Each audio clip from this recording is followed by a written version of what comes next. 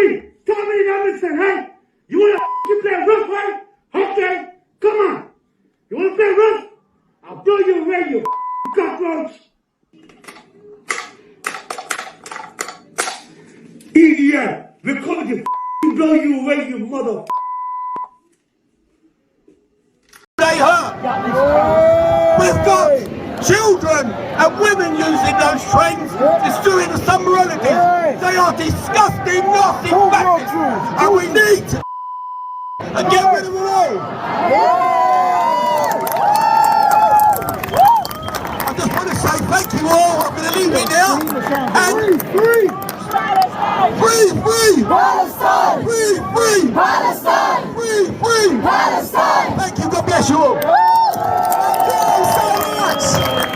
So in regards to the riots that have just taken place a few days ago, all parties involved that have been involved in physical violence, destruction of their communities, looting, vandalism, arson, social dissent, etc., I condemn all of it. As of me recording this video on the 10th of August 2024, tensions are now declining, and slowly but surely we seem to be getting back to a normal state. Especially now a few days have gone past and more information has come out about what's been going on and different kinds of extremism, which I'm going to talk about in this video, and what I believe the true dangers to society through dangerous extremist rhetoric is. It's like I said in my last video, in regards to all different kinds of demonstrations, you're always going to get extreme people. Extreme parties will always attach themselves to a particular demonstration, and they are not there for the real cause. They are there for their selfish interests or other interests that are not part of the strategic outcome that the demonstration is trying to achieve. And it's like I said in my last video, in regards to BLM, you get the extreme ones. In regards to the pro-Palestinians, you get the extreme ones.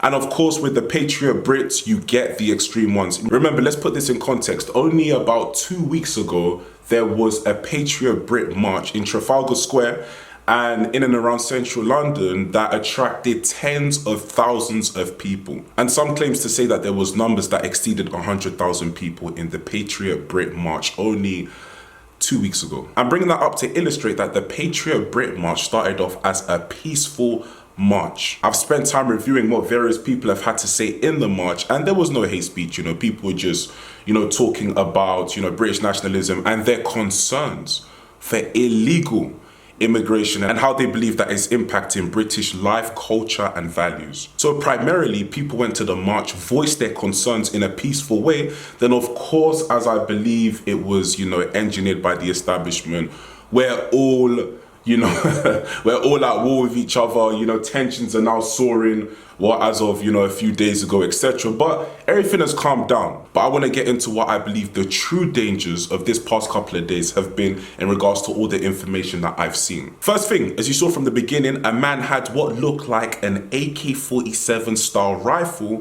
threatening to go out and take out members of the extreme people who were rioting.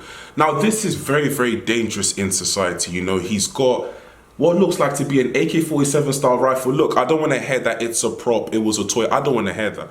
That looked pretty legit to me, so I'm going to take it like that is a legitimate automatic weapon. So this man in Birmingham is clearly taking things to a level that this does not need to get to. You have to remember, with him showing that stems a domino effect that the UK is not ready for. And especially not at a time like this. I believe this happened 2-3 days ago.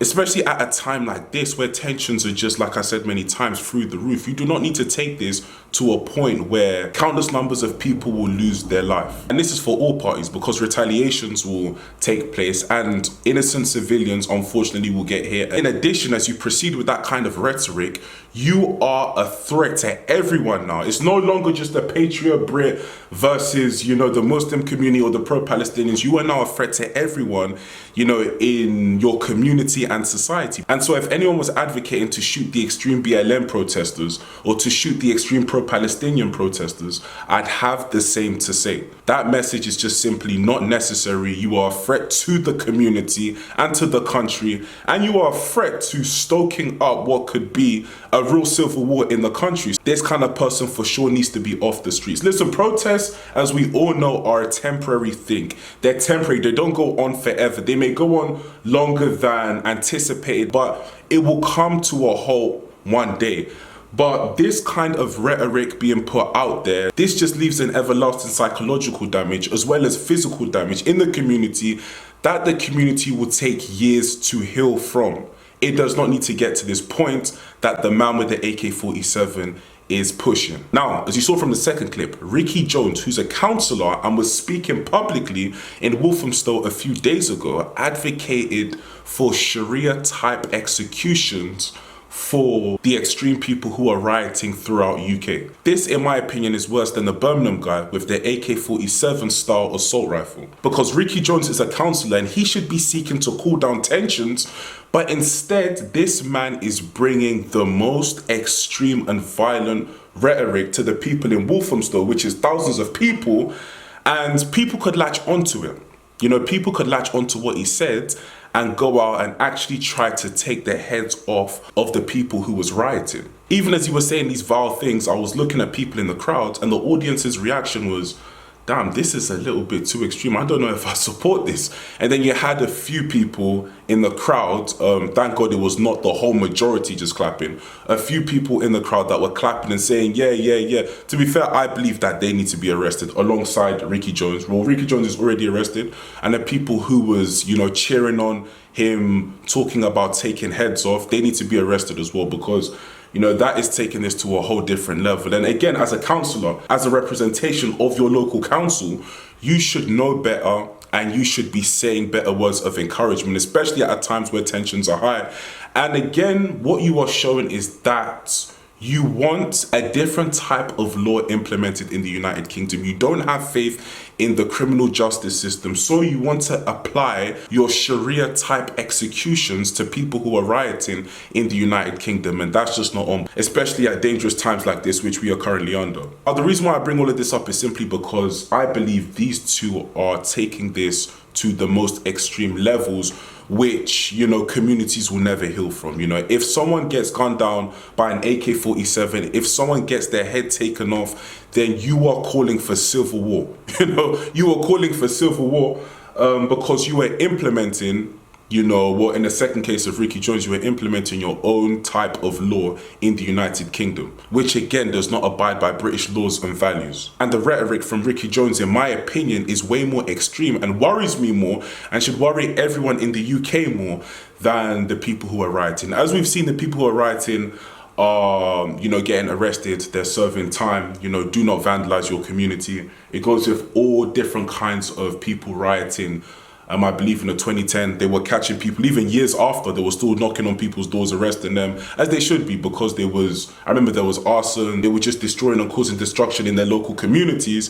And in addition, we've also seen that the people who have been involved on, let's call it the pro-Palestinian side, a lot of them that have been involved in violent acts have also been jailed. So what we're currently seeing is the British criminal justice system is finally coming into effect from the people who are rioting and destroying their communities. And what I believe should happen now is a conversation. I believe there should be conversations to speak from different representatives in different communities. We need to come together and we need to talk about what's going on. The government, of course, they do not want this. If they wanted unity, then they would not have a domestic and international policy that seems to be so anti-British and British values. So we as the people need to take control, and representatives from different communities need to come together and talk and iron out ideas. And this should go online. Everyone should have their input so that relations can improve and we don't get to this level again. But anyway, guys, let me know what you think in the comment section down below. Like, comment, and subscribe, and I'll catch you in the next video. Peace.